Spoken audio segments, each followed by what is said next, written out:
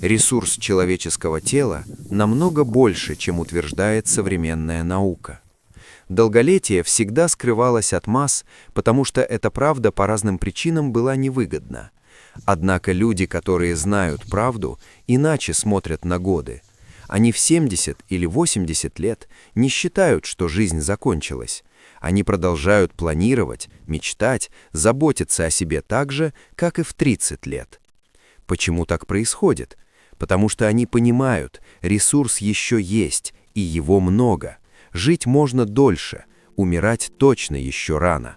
А правильное мышление рождает правильные действия, и человек получает совершенно другие результаты. Если попытаться найти информацию о самом долгоживущем человеке на Земле, Википедия и другие сомнительные источники укажут возраст 122 лет.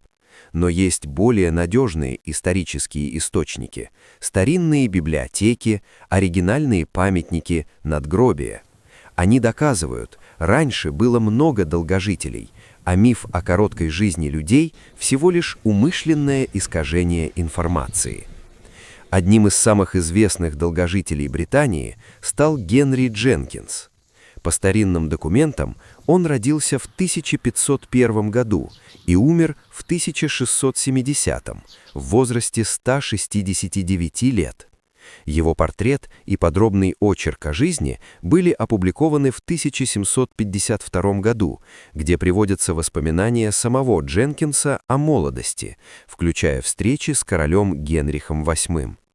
Он вспоминал битву при Флоддене 1513 года, говорил, что в детстве носил стрелы для лучников и служил дворецким у лорда Коньерса. Все это совпадает с историческими событиями того времени. Возраст Дженкинса подтверждается судебной записью 1667 года. Он выступал как свидетель и указал свой возраст – 157 лет. Это само по себе исключительное событие. Дополнительно существует запись краткой заметки XVII века в архивах Королевского общества, где обсуждается его возраст как пример удивительной древности. В записях прижизненной беседы с ним сказано, что у него была лишь одна сестра, на 2 года старше, и она умерла, когда Дженкинсу было 123 года. Это значит, что он точно дожил как минимум до этого возраста. Дженкинс утверждал, что его семья славилась долголетием, а сам он в 163 года говорил, что почти никогда не болел. В записях Энн Севилл, которая брала у него интервью, подчеркивалось, что его медициной была простота. Он утверждал, что ел только грубую пищу, много плавал в ледяной воде и постоянно находился в движении. Среди коллекции из 907 рецептов натуральной медицины были отмечены 2, как любимые Дженкинса – настой крапивы и дегтярная вода. Кстати, если вам интересно, чтобы мы начали публиковать эти древние рецепты здоровья, оставьте комментарий.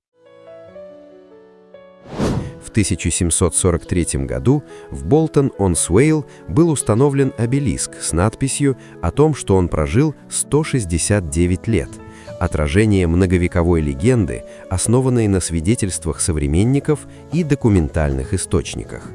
Сегодня историки спорят о точности его возраста, но документы, записи бесед и памятник на его могиле сделали Генри Дженкинса настоящей легендой долголетия.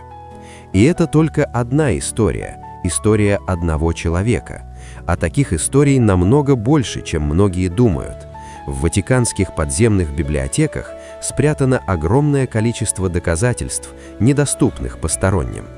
Какой вывод мы можем сделать? У человеческого тела очень большой ресурс для жизни.